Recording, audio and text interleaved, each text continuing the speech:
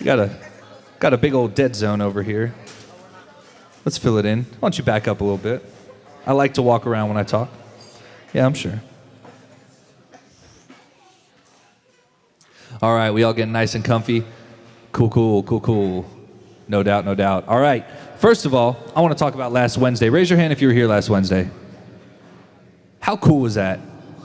How cool was that, right? Going out to the property, getting to see the property. That was the first time at the property for most of y'all, right? Yeah. That's our future home. That's huge. One of your leaders, Karen Jolly, said it best. Like, man, so many of you guys are going to be here when you have kids, and you're going to be checking your kids into our church building and thinking back like, man, I was here on day 0 when it was just woods and a lake and a bonfire, praying and worshiping and talking about what was to come. And now I'm in that building with everything that we've built here at Momentum. It's just an amazing thing to think about how you're such a small part of something so much bigger than you. It's super humbling. It's very humbling for me, and y'all get to be a part of it too. This is the ground level. We're going to have our own building, our own room, our own youth wing. Like, it's going to be so cool. I can't wait. So if you were there last Wednesday, thank you. It was awesome. Y'all don't know how much you guys being there filled the cup of so many people in this church, because it was a glimmer of hope for the future of Momentum in our students and our youth. So thank you for that. And then last weekend, we got to do all the fun Halloween things. We had a little fun house over at Pensacola. We got to do some trunk or treat. We were expecting, a few hundred, and we had 1,800 people show up. And it's not just handing out candy out of a trunk. It's ministering to families. It's showing them that Momentum Church cares. We love our community. We're there for you, right? Our 3 C's. Community is one of them. That's how we show our community we love them. We don't care if you've never been to our church. Bring your family, bring your kids. Let us love on you for a little bit. It's going to be awesome. And we got to do that for 2,300 people between Saturday and Sunday. 2,300 people. That's a huge impact. And I'm a Halloween junkie. I like seeing all the costumes, all the things people dressed up as. I got to see Beauty and the Beast right next to me for all of Sunday. Thank you, London and Sky. That was amazing. Thank you so much. And I got to see all the scary, creepy things, all the ghosts and the ghouls and the goblins and all the other G words that are super scary. The homeless people. Thanks, guys. But the ghosts, the ghouls, and the goblins, all that scary stuff, and it got me thinking about what I was going to preach this weekend, because this is our only November message, right? Next weekend is leader-led, and the weekend after that is Friendsgiving. So I just did a series. I got a killer series coming in December, and I was like, man, I got one standalone message. I don't want it to fall flat. I want it to hit. I want it to stick. And I kept going back to ghosts, ghouls, and goblins for whatever reason. I don't know how the Holy Spirit works. It's beyond me. And I was like, man, ghosts, ghouls, goblins, and I landed on guilt and grudges, right? Guilt and grudges are the monsters that actually affect us. Ghosts, ghouls, goblins are fun when you're a little kid. It's fun on dress up. It's fun on Halloween. But guilt and grudges are the things that we carry with us all the time. These two things, they don't come out of thin air. They're built on the backs of our past. The devil twists our past, and he leverages it against us. We have guilt. Guilt is how we feel about the wrongs that we've done to other people. And grudges is how we feel about the wrongs that have been done to us. And man, we'll hold on to those things for dear, dear life, and we won't let them go. It'll be like these shackles on our ankles tied to cinder blocks, and we get thrown into a lake, and it's just pulling us down. And, you might be able to get your way to the surface and tread water for a little while, but eventually you're going to get tired. You're going to get sore. You're going to get beat up, and those cinder blocks on your ankles are going to weigh you down, and you are going to drown trying to live with that guilt and those grudges. When really we know that there's a guy who has a key who can come release those shackles from our ankle and set us free from it and let those weights fall. But so many times that's not the path that we take. We decide like, nah, I got it. I can deal with it. I'm good. So we're going to talk. We're going to talk about guilt and grudges, man. We're going to talk about guilt first. I mean, I've lived a colorful life. I wasn't as blessed as y'all to know Christ as early as you. I have a BC Stephen, a before Christ Stephen, that existed up until I was like 26.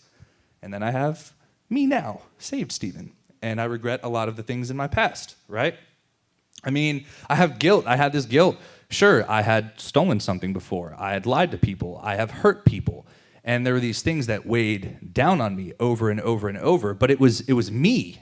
Like, that's my man-made emotion that I'm letting sit on my heart and weigh me down. And it's so common that we try to deal with it. And there's these ways, and it's going to resonate with you as I go through this list, that we try to deal with this guilt. I mean, I'm going to say it, and I'm going to see people look at me as I say these different words. And sometimes we just deny it. Like, nah, not guilty. I'm just going to stay busy. I'm not going to think about it. It didn't even happen. Like, no big deal. Just deny it. That guilt doesn't matter to me. Or, I love this one. You minimize it. It's not that big of a deal. Like, yeah, I lied. Everybody lies, all right? Just minimize it. And we just rationalize it.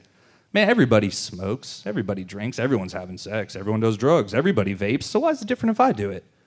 Well, fun fact, not everyone's doing it. And even if they were, that doesn't make it right. And when you try to rationalize something, you look at that word, it's a rational lie. You're just telling a lie to try to convince yourself that what you're doing is okay based on everyone else. But are we to conform to the world? No. So don't rationalize that lie that you're telling yourself, right? So my wife will laugh. One of my least favorite sayings in the world is, well, at the end of the day, it is what it is. That saying just gets me. It just irks me. Because at the end of the day, no, it isn't just is what it is. At the end of the day, it's still a lie. At the end of the day, you still hurt somebody. At the end of the day, you still did something. You can't just say, well, at the end of the day, and shrug it off and move on. That's not how it works. Also, there's no substance in that statement. Don't say that, please. That just, every time I hear it on TV, she knows I'm going to turn to her and repeat it. Because that statement, at the end of the day, it is what it is, just gets me. Because it's not. It's something that needs to be dealt with. It needs to be faced. And then the most common way we deal with our guilt, we beat ourselves up. We beat ourselves up with it. Could be for days, could be weeks, could be months, could be years. You might be beating yourself up for something you did when you were 15 and you're up here 32 years old. I've lived that life. I've done that before, right? Because it's easy for us to count ourselves out. It's easy for me to say I'm less than. It's easy for me to say I don't deserve to be loved because of what I did. How could God like me if I don't like me? Right? That's something that we do so often. We just pile it on ourselves, and we just think of ourselves as less than God thinks of us, because the truth is, he loves us. He thought we were so perfect, he never made another one like us after he put our thumbprints on. But we don't love us. We don't hold ourselves in the same regard. Now, if you were hoping for a super rich sermon full of Bible verses, I'm very sorry. This isn't like the last time where I read through an entire book. This one, it's real dense. You might have to rush to write it down. It's the beginning of Psalm 23, verse 3. He restores my soul. That's it. He restores my soul. 4 very, very, very powerful words. That's it. He's the answer, right? It's not me. I'm not the answer. He's the answer. And I know some of you are thinking like, but Pastor Steve, I do know him, but I still feel guilty. Well, that's cool because I got a backup verse too. So we're going to go to 1 John 1 verse 9, right? If we confess our sins, he is faithful and just to forgive us our sins and to cleanse us from all unrighteousness. What's the most important word in that entire sentence?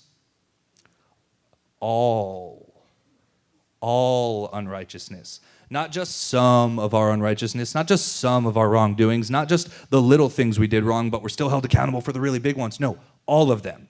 We are cleansed from all of our unrighteousness, right? He's forgiven us of our transgressions. So who am I to question him? Who am I to say, well, God might forgive me, but I don't forgive me? That don't sound right. Man, if God forgives me, then I got to forgive me too. He didn't die on the cross for me to still carry the weight of the things that I've done wrong. Jesus died on the cross as our living sacrifice so that we had grace, so that we had love, so that we could be forgiven for all of the things that we do wrong, because nobody here is perfect. In the words of Pastor Tim, if you're a perfect person, please come up front. I got a Bible I'd love for you to sign. Because it's true. None of us are perfect. None of us. And that's why we need Jesus. That's why he died on the cross for us. That's why we believe in the gospel. Because us holding on to our guilt, it builds up this complex. It builds up this thing inside of us. And then we get fear, right? And we fear. We fear that no one's going to love us. We fear that we're not going to be good enough. We fear that we're not really saved. But did Jesus give us a spirit of fear? No. It explicitly says in the Bible that he did not give us a spirit of fear. He gave us a spirit of power. He gave us a spirit of love. He gave us a spirit of sound mind. He gave us the ability to know that we are loved, we are saved. Fear comes from someone else, and I don't subscribe to that guy. I go to the devil Facebook page and I hit unsubscribe all the time, right? We don't listen to that lie because he's here to steal, kill, and destroy, and I'm not about that life. And if you whisper one sentence into the universe, he will grab it and he will twist it and he will leverage it against you with everything he has to make you believe that that lie is a truth. Because it's a rational lie. It's something that's easy for you to believe about yourself. But Jesus didn't give me a spirit of fear. I didn't get that from him. I got grace. I got love. And it's hard to remember sometimes. But man, when I go to the gym, who here goes to the gym? Raise your hand if you've ever been in a gym and you work out. A fair bit of you, right? I'm gonna talk you through a scenario right now. One of the scariest things in the world is when you get bowled without a spotter. Yeah. When you're like, why shouldn't I go for my 1 rep max while I have no spotter and I'm alone in the weight room? Let's say it's a squat. When you get to the bottom of that squat, you have a conversation with Jesus. Yeah, you have a real quick conversation with Jesus like, Jesus, I need you to lift this up, or I need you to throw this thing off my shoulders because I am not trying to die in this gym today, but Jesus, if I do die, please have someone put some more plates on so that when they come find my body, it looks like I was lifting a lot more weight than I was. Amen. Right? But that's the Jesus we got, man. He's the one that when you go down to the bottom of that squat with 600 pounds on your back and you can't get back up, he just lifts it and he's like, cool, dog, I got you. Re-rack. Take the weight off your shoulders. That's why I'm here. When that weight gets too much for you, I'm here to take that off. Weight Room Jesus. Put it on a t-shirt. That's my guy. I'm about that life. All right. Now we're going to talk about number 2, and that's grudges. Like I said, grudges is when someone has wronged us and we can't let what they did go. We have something that they did to us that hurt so bad that we hold on to it and we hold on to it and we hold on to it and we hold on to it for absolutely no reason. They come from the past. They come from our childhood. Some people call it a wound. You might have heard that before if you've ever read Wild at Heart. It's the wound. It's something that someone's done to us that creates all these issues as we move through life. And sometimes we don't even know where that comes from. There's a book called Kill the Spider that talks about all these cobwebs in your life presently, and you bat the cobwebs, and you bat the cobwebs, and they keep coming back. And that's because you never killed the spider. You never found the origin of all these issues. You never found that grudge that you're holding on to that might be from your childhood. It might be from when you were young. But what do we do with all this emotional garbage, right? I could be angry for the rest of my life. I can be angry with the people that hurt me. I can point fingers at everyone else and talk about how you made me feel this way, you made me feel this way, you made me feel this way. No, I chose to feel this way. I choose my feelings. You get to choose how you react. I don't know if you know that or not. Nobody can make you react a certain way. That is your choice. So you can hold a grudge, or we can look at Job. In Job Job 5, verse 2, where it says, "For wrath kills a foolish man, and envy slays a simple one." Right? Why? Because wrath, revenge, envy, it's self-destructive. It's not going to take you where you want to go. I promise. They hurt you, right? They cause broken relationships. They make the person bitter. They hurt you in the now for something that they did in the past. But that's you. That's you. You're allowing them to do that. The past is the past. You don't have to let it last till today. I promise. The past can't reach up and hurt you. You have to invite it into your heart and allow it to do that. You're stewing over the past, something and somebody that might not have thought about you for years. That's the sad truth. Somebody might have hurt you, and they might not even be alive anymore, and they're hurting you from the grave because you're holding on to that. Hey, Blaine, why don't you come up here real quick for a second? I'm going to use you real quick. Right? So we face them. Me and Blaine, we work out like 3 days a week now, so he's getting pretty big and strong. So he's going to put his arm up, put your palm up like that, right? So this arm right here, this is going to be some sort of thing that I do to Blaine that he's going to hold a grudge against me, right? So I'm going to lay it right here. Hold me up, okay? Just hold me up. Hold me up. You got me? Cool. All right, I'm going to keep preaching now as I lay here. So we're going to go to Romans 12, verse 19, and it says, don't insist on getting even. That's not for you to do. I'll do the judging, says God.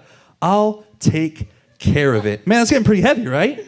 But I was great. I wasn't even thinking about you. What's wrong? The thing that I did to you was hurting you? But I was fine. I was living my life. I was comfortable. Y'all get it yet? You can sit down. Good job, Blaine. Thank you, Blaine. Yeah, round of applause for Blaine. Thank you, Blaine. Right, so Romans 12, verse 19. Don't insist on getting even. That's not for you to do. I'll do the judging, says God. I'll take care of it. In other words, don't hold a grudge. Don't take vengeance out of your own hands. Like, that's God's job to do. That's on him to judge who's right and who's wrong. It's not for you. Because like you just saw with him, man, I did something to Blaine and I was just living my life comfortable. I was great. And what was Blaine doing? Struggling, in pain, uncomfortable. It was affecting his now from something that I had done previously. It's the same thing. You're letting things that they don't even remember affect you because you decided to hold a grudge. But when you let that grudge go, you take the power away from them. You take the power back for yourself. When you decide to release that grudge and you say, I forgive you, man. And it doesn't mean you have to forget, but I forgive you. You know, maybe it's a parent. Maybe it's a parent. Man, like, I didn't have the best childhood.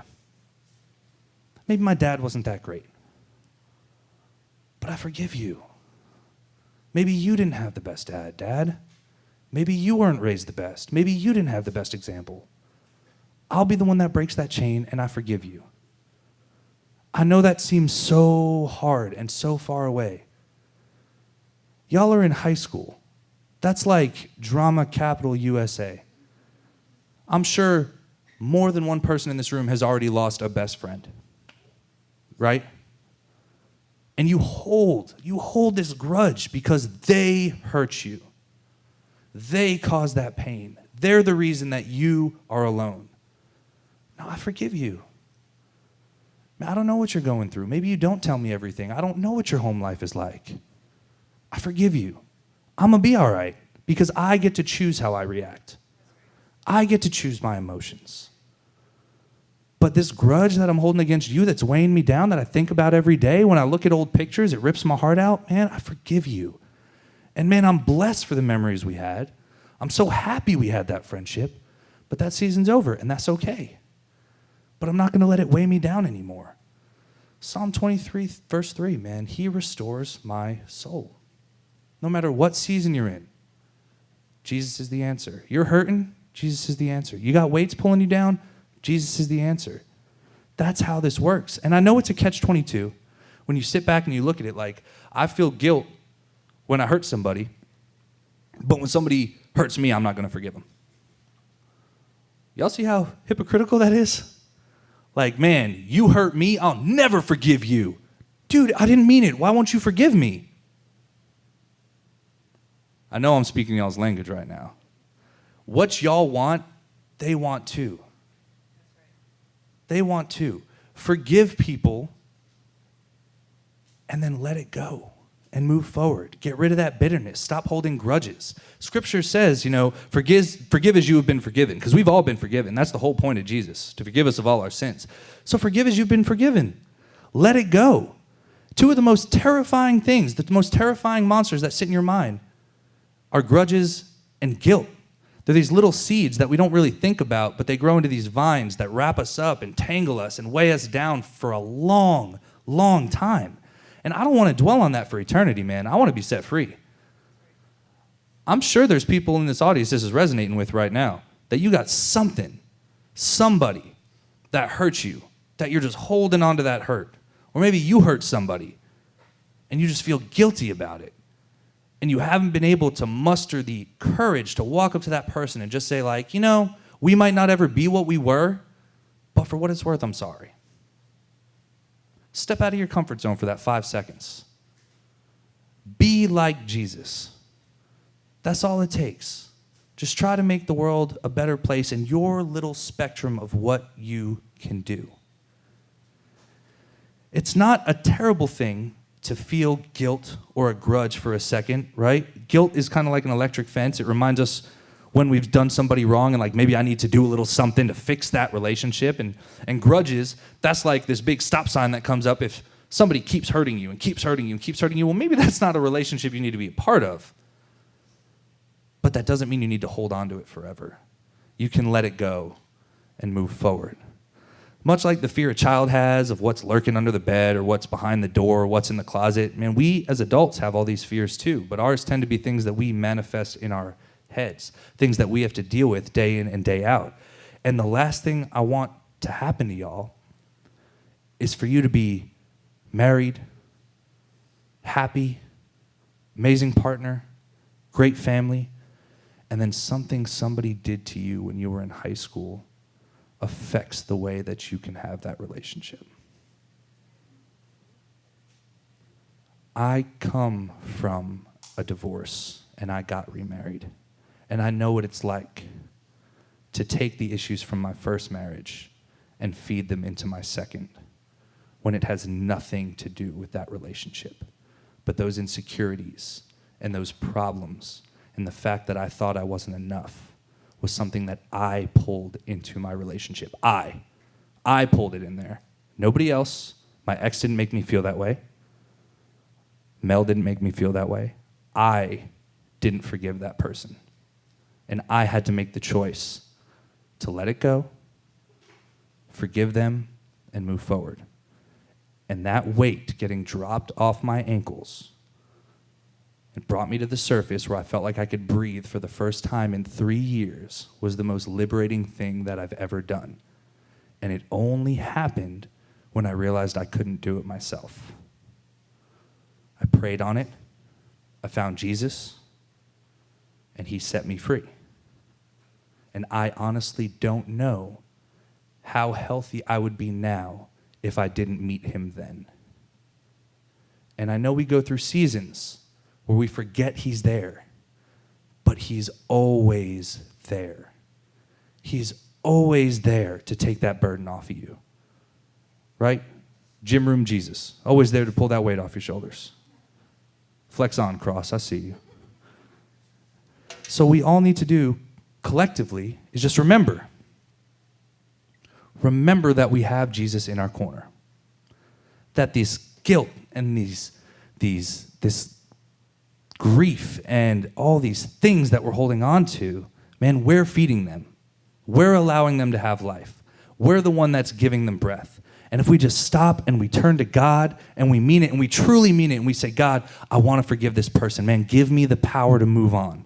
Or I'm so sorry for what I did to this person. Give me the power to deal with my past.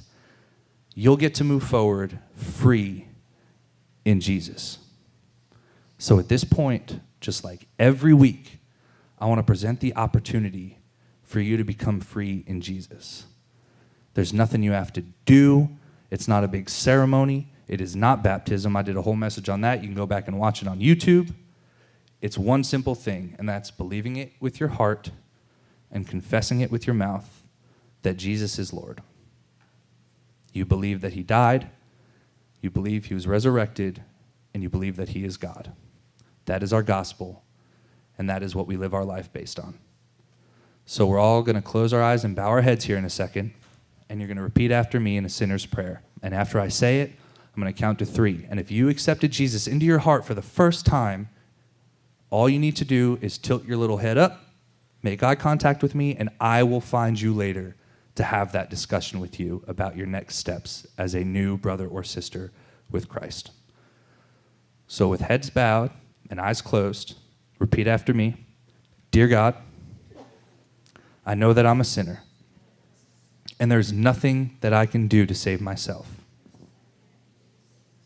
I know that without you, there's no way for me to get to heaven. I believe you died on the cross for my sins and my salvation. I believe that you were resurrected and rose to heaven. As best as I can, I now transfer my trust to you. I know that I'm a sinner and I need a Savior. I give you my life. I receive your life. Now teach me how to live. I'm going to count to 3. Keep your heads bowed and your eyes closed. When I say 3, if you said that for the first time and you meant it in your heart and you want to let Jesus into your life, just look up and make eye contact with me. 1, 2, 3.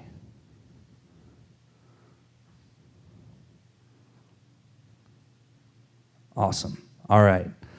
Head up, eyes open. Thank y'all for sitting here for another amazing week in high school YTH.